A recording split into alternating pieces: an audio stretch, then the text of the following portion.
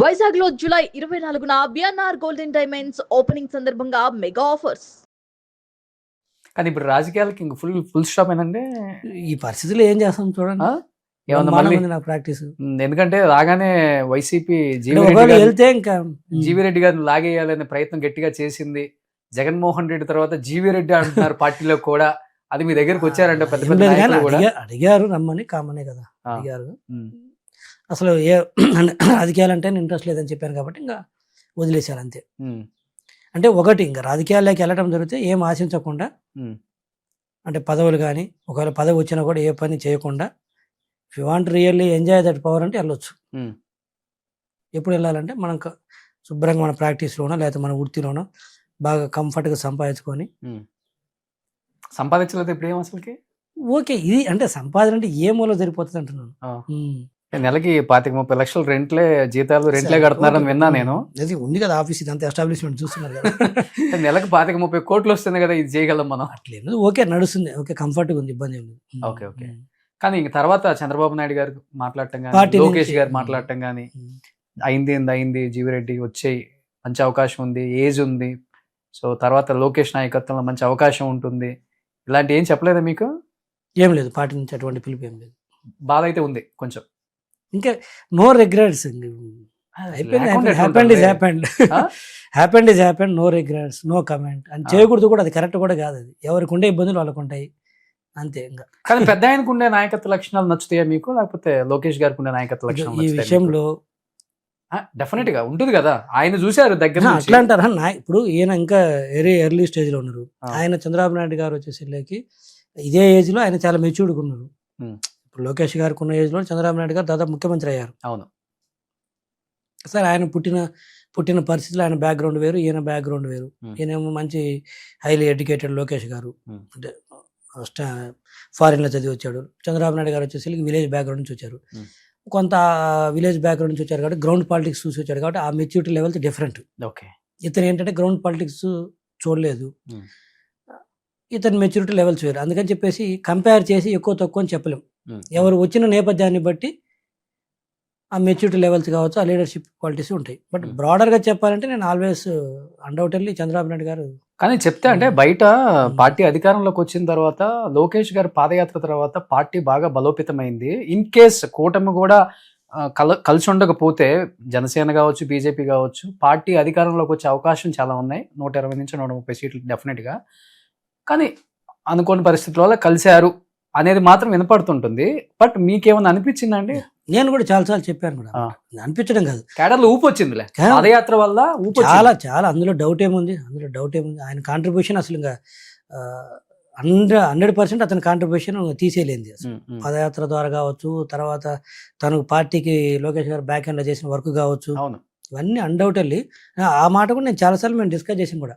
మనకు పొత్తు అవసరం లేకపోయినా కూడా, బట్ సీట్లు చెప్పలేం కానీ డెఫినెట్గా అయితే అధికారంలోకి వస్తాం. టీడీపీ ఇట్ సెల్ఫ్ పోటీ చేసినా కూడా వస్తాము అధికారంలోకి అని నేను ఓపెన్గా చెప్పాలంటే మా సార్తో కూడా ఓపెన్ కాల్లో అని అంటే, మీకు తెలియదులే జీవీ రెడ్డి రాజకీయాలు తెలియదులే, అట్లా కాదులే కావాలని చెప్పారు. అంటే స్ట్రాంగ్గా కూడా నేను అప్పుడు 2-3 సార్లు చెప్పడం జరిగింది. ఓకే.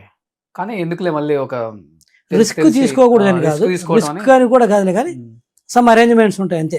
ముందు ఒప్పుకోవడమో ప్రామిస్లో ఏదని కాదు, రిస్క్ అని కాదు, ఎందుకంటే క్లియర్ కనపడుతుంది కదా. ఓకే, క్లియర్ కనపడుతుంది. సో అందుకని చెప్పేసి అదేం లేదు. కానీ 2027 లోకేష్ సీఎం చేసి సెంట్రల్లోకి చంద్రబాబు నాయుడు గారు వెళ్ళే అవకాశం ఎక్కువ కనపడుతుంది.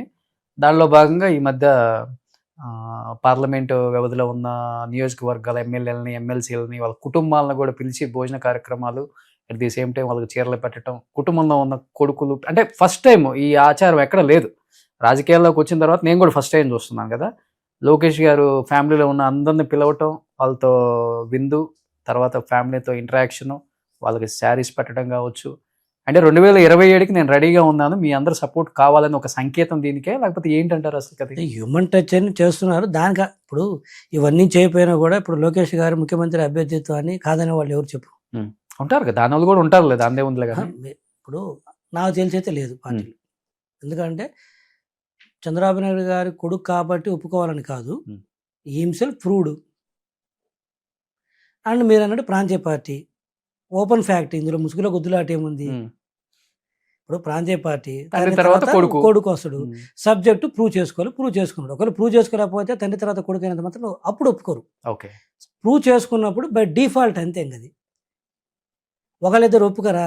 ఇప్పుడు హ్యూమన్ టచ్ అని చెప్పేసి చీరలు పెట్టి భోజనాలు పెట్టి ఇన్ని చేసిన కూడా ఒప్పుకునేవాడు ఒప్పుకొని ఉంటాడు.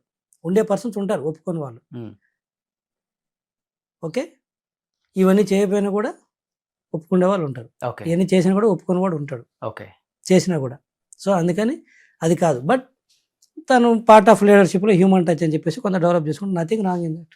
మంచి ఆచారం, నథింగ్ రాంగ్ ఇన్ దట్. అంటే ఎవరు చేయలే ఏ నాయకుడు కూడా. చెప్పాలంటే గత ప్రభుత్వంలో అసలు ఎమ్మెల్యేలకు అపాయింట్మెంట్లు లేవు అనేది ఉంది కదా. మాటకు వస్తే మాటగా మాట చెప్పాలి. లోకేష్ గారు ఇప్పుడని కాబట్టి మామూలు కూడా కలుస్తాడు బాగా లీడర్స్. ముందు పాదయాత్ర అప్పుడు కూడా డైలీ ఈవినింగ్ అందరూ అప్పుడున్న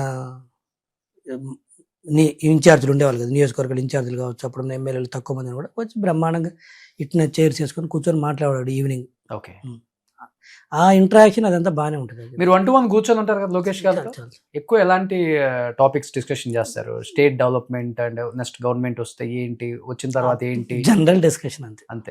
ఇప్పుడు ఏంది వైసీపీ వాళ్ళు ఏం మాట్లాడారు, మనం కౌంటర్ ఏమి ఇవ్వాలి, అలాంటిది అంత డెప్త్ పోయేంత ఉండదు. ఓకే, ఎక్కువ వాటి మీద ఎక్కువ వెళ్తారు. వాటి మీద ఉంటుంది. ఈయన మాత్రం చంద్రబాబు నాయుడు గారు మాత్రం ఇప్పుడు నెక్స్ట్ లెవెల్ ఉంటాడు. నెక్స్ట్ డెవలప్మెంట్ ఏంటి, ఓకే, ఇవన్నీ ఉంటాయి కొంచెం. కానీ ఇన్ని సంవత్సరాల మీ జర్నీలో చంద్రబాబు నాయుడు గారి దగ్గర నుంచి నేర్చుకున్న గొప్ప క్వాలిటీ అంటే ఏమని చెప్తారు? జీవితానికి ఉపయోగపడేది అసలుకి ఆయన దగ్గర నుంచి ఎవరైనా దగ్గర చూసిన వాళ్ళు ఒకటే చూసారు, 24/7 పని చేయటమే అంతే. ఆయన ఏంటంటే తనకేం కావాలో చూసుకుంటున్నాడు, పక్క నుండి ఏం చేయాలనేది ఆలోచించడు. అది సింపుల్గా చెప్పాలంటే. పక్కన వాళ్ళని ఎలా బదనాం చేయాలని ఉండదు ఆయనకి మైండ్లో. నాకేం కావాలి, నా పార్టీకి ఏం కావాలి, మన రాష్ట్రానికి ఏం చేయగలం, ఎక్కువగా ఫోకస్ అట్టే ఉండేది. మన మీదకి వచ్చినప్పుడు మనం కౌంటర్ యాక్ట్ ఇవ్వాలనేది మాత్రం ఆ విషయంలో జాగ్రత్త పడతాడు. ఓకే, ఇతనుగా వాళ్ళ మీదకి పోదామని తొందరగా ఆలోచించడు. ఓకే, మన మీదకి వచ్చినప్పుడు మాత్రం అట్లీస్ట్ అంతవరకు కౌంటర్ ఇచ్చి వదిలేద్దాం. అంతే, మిగతాదంతా ఆయన అంతా ఫోకస్ పార్టీ నిర్మాణము, రాష్ట్రము, ఈ గోల్లో ఉంటాడు. అన్నిటి మించి ఏంటంటే పని, ఎప్పుడు ఎంగేజ్ అవుతాడు, ఏదో ఒకటి ఎంగేజ్ అవుతాడు, ఖాళీగా అయితే ఉండడు. అంటే పేరు నాని కూడా ఒక డిబేట్ లో కూడా అన్నారు TV9లో, వాళ్ళ వైఫ్ మీద కేసులు పెట్టాలి, అరెస్ట్ చేయాలని చూసినప్పుడు ఆడవాళ్ళతో ఏం పని అయ్యా మీకు, ఎవరంటే వాళ్ళ మీద చూసుకోవాలి కానీ ఇంట్లో ఆడవాళ్ళతో మీకేం పని అని చెప్పి తిట్టి ఆ రోజు ఆయన ఆపిచ్చారు. అది అంటే నేను దాదాపు 3-4 సంవత్సరాల దగ్గరగా చేసినాం కదా.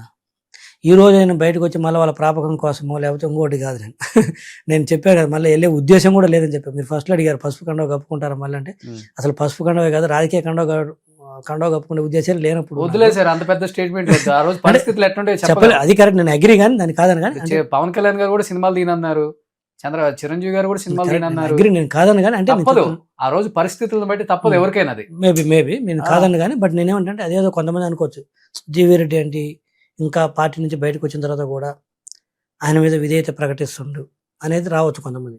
ఇట్స్ నాట్ అబౌట్ ఏదో లాయల్టీ విధేయత ప్రకటించడం అని కాదు. మనము ఒక అవకాశం ఒక వ్యక్తి ద్వారా పొందినప్పుడు, వాళ్ళ ద్వారా గుర్తింపు పొందినప్పుడు అట్లీస్ట్ మనం మేలు చేయకపోయినా కూడా చెడుగా థింక్ చేయకూడదు, హామ్ చేయకూడదు అని నా ఉద్దేశం. అది ఉంటే బాగుంటుంది. నేను అదే కదా, ఈ కులాలు పక్కన పెట్టేసి ఈ టాక్సిక్ కల్చర్ తగ్గాలంటాను. అవును. ఇప్పుడు దీన్ని ఎలా చేస్తారంటే, ఈడేదో బయటికి పోయాడు మళ్ళీ ఈయన గురించి విధేయత చూపిస్తున్నాడు అంటే ఆయన పిలవాలని చూస్తున్నాడా, లేదా ఈడ అవకాశాల కోసం చూస్తున్నది కూడా ఆలోచించే వాళ్ళు ఉంటారు. ఆలోచిస్తే నేను చేయగలిగింది ఏం లేదు. నేను ఈరోజు కాంగ్రెస్లో ఉన్నాను, ఇప్పటికి కూడా కాంగ్రెస్ లీడర్స్, నా కాంగ్రెస్లో కూడా అంతకుముందు 5.5 సంవత్సరం ఉన్నాను. వాళ్ళతో కూడా మంచి టర్మ్స్ ఉన్నాయి నాకు. కిరణ్ కుమార్ సార్ ఉన్నారు, అప్పుడు కాంగ్రెస్లో ఉన్నప్పుడు నేను ఉన్నాను. ఆ రోజు ఆయన నన్ను బాగా దగ్గర పిలిచి సబ్జెక్ట్ చెప్పేవాడు. ఈ రోజు కూడా నేను ఆయన దగ్గరికి వెళ్తుంటాను. టీడీపీలో ఉన్నప్పుడు వెళ్ళాను, ఇప్పుడు వెళ్తున్నాను.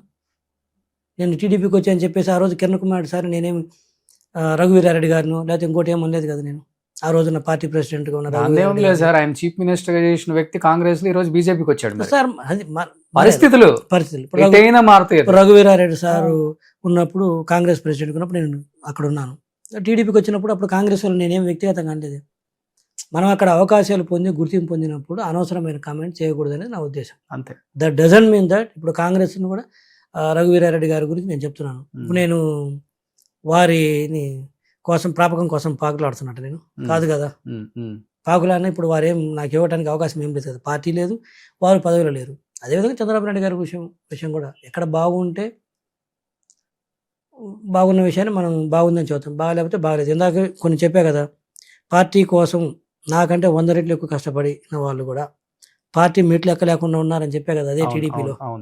సో 2 వర్షన్స్ ఉంటాయి. సుమన్ టీవీలో మీ పర్సనల్ అండ్ బిజినెస్ ప్రమోషన్స్ కోసం కింది నెంబర్కి కాంటాక్ట్ చేయండి.